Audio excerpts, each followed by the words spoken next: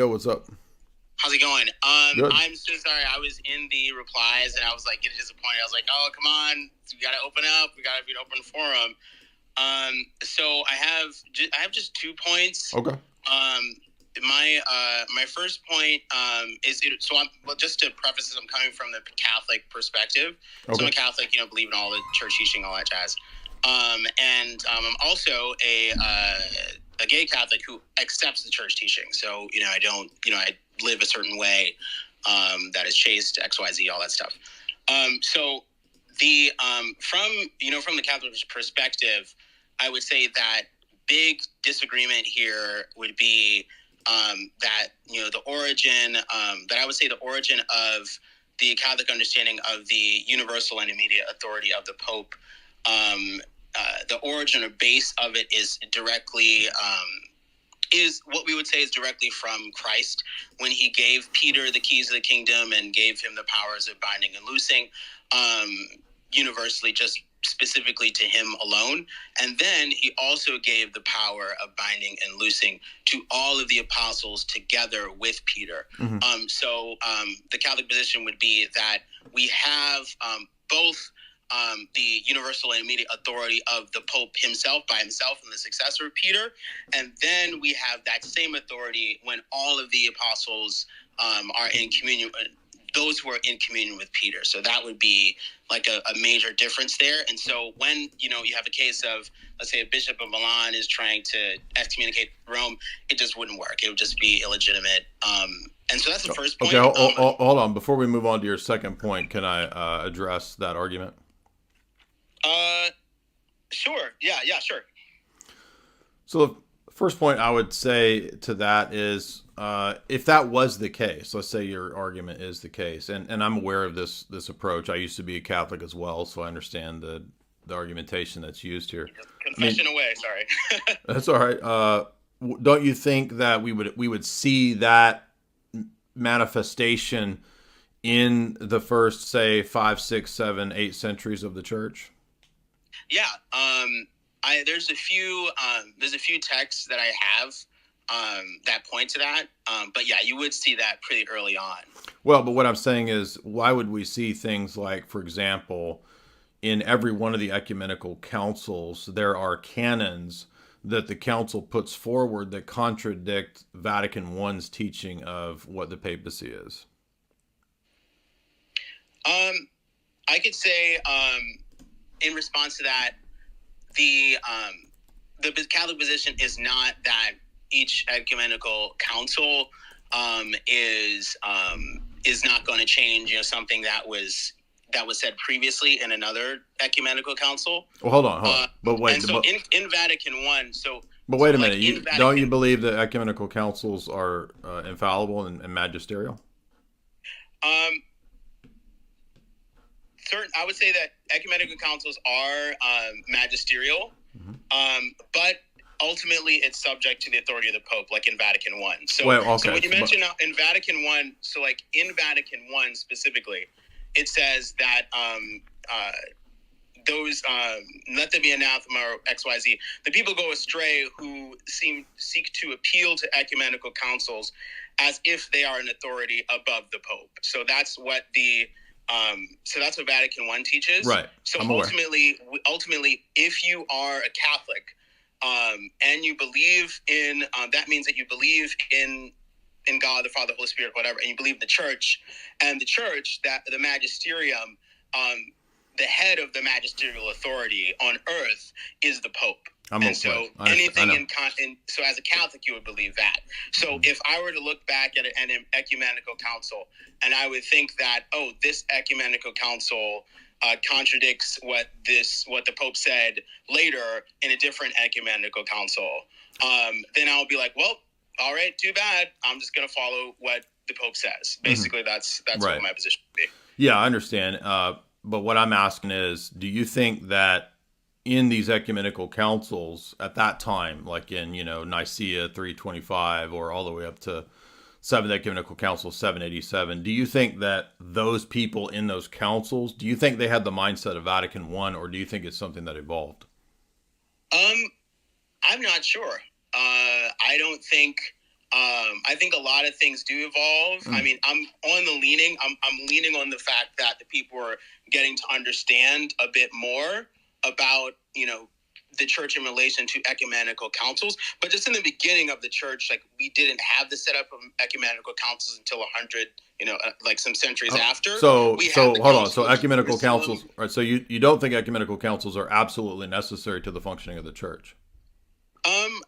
I definitely think that they have become necessary to the functioning of the church. But in the beginning of the church, we had the Council of Jerusalem in Acts 15, but that was like centuries before the first ecumenical council. Right. So how did it? Yeah. So let's say we're existing in the year 300, right? I'm a person in the year 300. There's no ecumenical councils.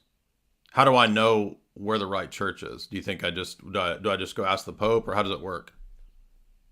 Well, one of the things you would ask the Pope, you would speak to the bishop, a successor of the apostles. We have to acknowledge that the church existed before the first ecumenical council. I know it existed. I know it existed, but what I'm asking is, how, as if I'm a random person inquiring into Christianity at that time, how do I know where the true church is on your view? Because there's not been an ecumenical council. You would know through a bishop, through any bishop who's closest to you. You would figure out, okay, who is the bishop, who is the successor of the apostles, and that's what the church did, for that time. That's like, if you look at the makeup of the church. So let's say they would follow like what their local bishop. So let's say it's 381. We've had one ecumenical council at Nicaea. Let's say it's 381. And I go to the second ecumenical council, and they teach the Trinitarian doctrine that the church accepts. It's presided over by Saint Meletius, and it basically affirms the Cappadocian teaching on the Trinity.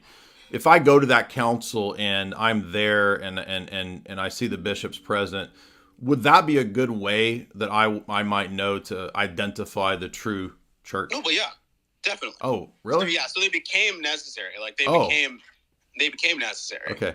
But wait a minute. So there's a problem in this argument, though, because Constantinople I closed out of communion with Rome. It was presided over by a saint who died out of communion with Rome, and Rome only accepted that council a couple centuries later as ecumenical. Retroactively. But you just admitted that I could know by being at that council.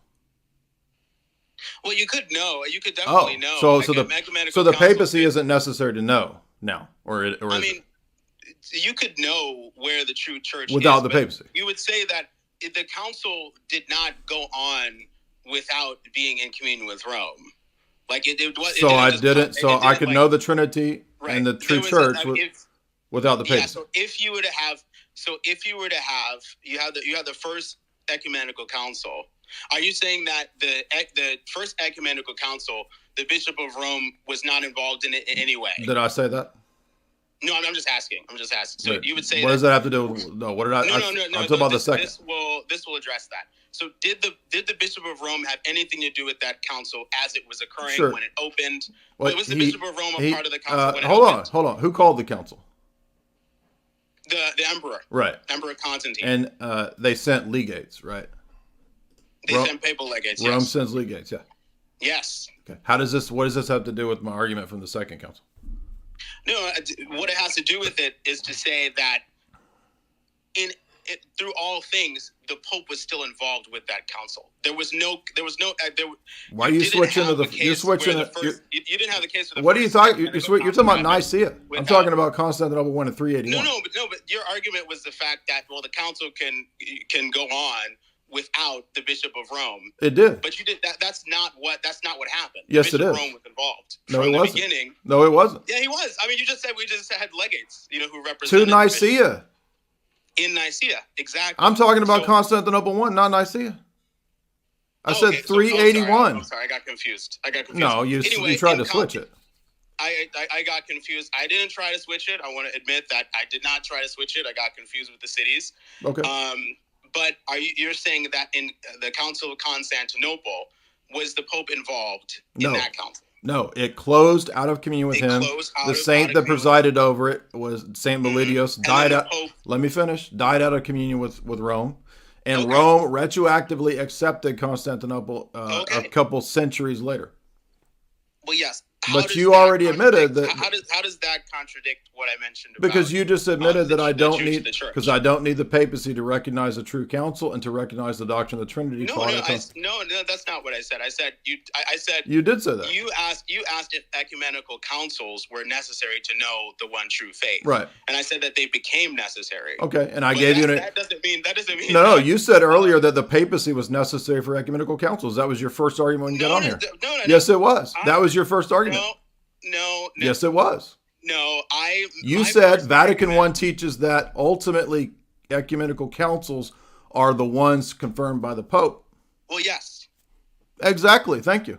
Right, but exactly. that doesn't mean that it has to be confirmed by the Pope at the same time as the council happened. He can retroactively acknowledge a council.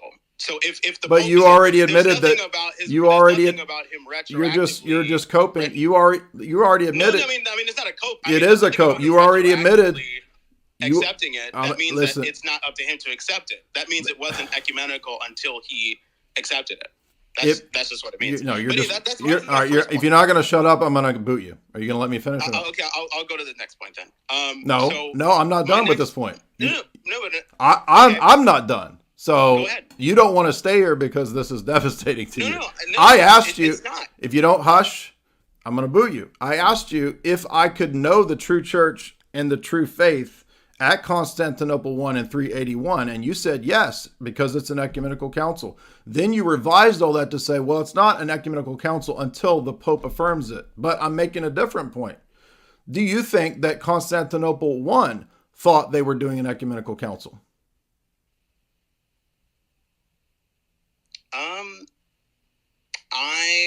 I'm not sure in my opinion, if that's one of the ecumenical councils, then I think the people involved, whatever they particularly. Why were they charging forward with this without Rome? I'm not sure.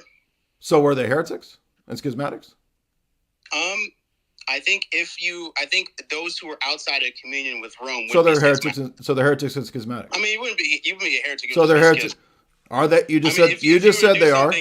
So you think? No. I said I think if you are doing something outside of communion with Rome, that's them. Schism. That's them. That's schism. Mm-hmm. So they died in schism. So you think that a schismatic council taught the Trinitarian doctrine for the whole church?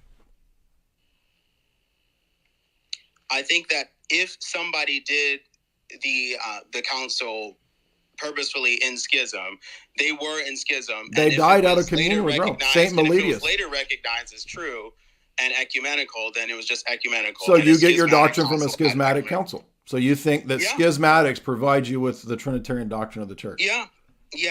Oh. Yeah. How is that sensible with anything in the Roman Catholic system? Because the Pope recognizes which councils are ecumenical. That's why it's consistent. Well, I mean, you're just stating your position, and I'm showing you that it's a nonsense position. You asked me how it's consistent, and it is. So it's not consistent because orthodoxy doesn't come from Rome; it comes from schismatics, is what you just admitted. You think the Trinity is an important doctrine? Is the Trinity important doctrine? If the Pope did not accept the council, the Trinity an important doctrine? Yes, it is necessary. Where did the church derive that doctrine from? What council?